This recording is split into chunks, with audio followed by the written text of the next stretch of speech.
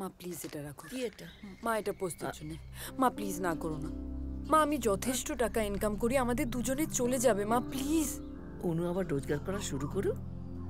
তাছাড়া তোর বাবা এখন তো পেনশন পাচ্ছে, টিউশনি করছে, আর কি চাই আমাদের? তোরা পোস্তর জন্য আমাদের যা যা দিয়েছিস এতদিন ধরে সব জমানো আছে, একটা টাকাও খরচা করিনি। যা যা দিয়েছিস এই ক বছর ধরে, 7 বছর ধরে। তুই জানিস তো আমরা শুধু বেঁচে আছি ওই পোস্তর জন্যে। আমি তোর বেড়ে ওঠার সাথে থাকতেই পারলাম না।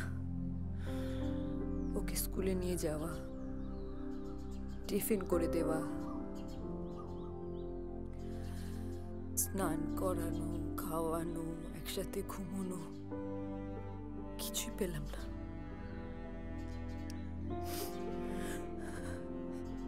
আমিও পারতাম মা, আমিও পারতাম। আমার অন্য বন্ধুরা কি করে পারছে বলো? অরুণিতা, স্বাতী, দেবারতী, ওরাও তো সবাই ওয়ার্কিং মাদার্স, ওরাও তো ম্যানেজ করছে মা। অরুণিতা তো সিঙ্গেল পেরেন্ট, ডিভোর্সি, একা একটা 5 বছরের মেয়েকে মানুষ করছে। সবার কি গ্র্যান্ড পেরেন্টস পাওয়ার লাক্সারি আছে মা? বড্ড মিস করি আমি পোস্তকে।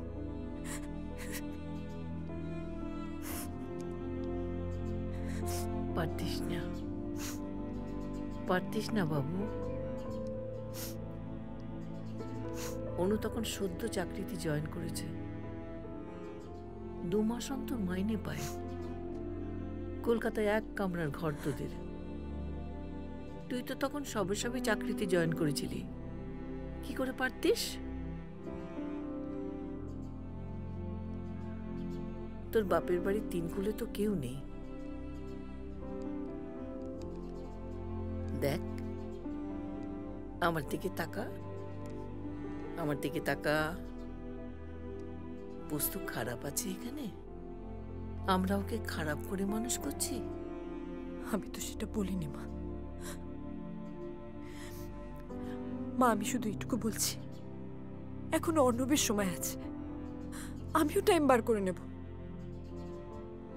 নিয়ে যায় না মা পুস্তকে আমাদের কাছে।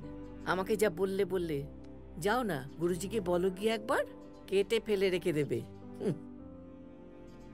কম ফ্যাসাদে পড়েছি আমি তোমাদের জন্যে?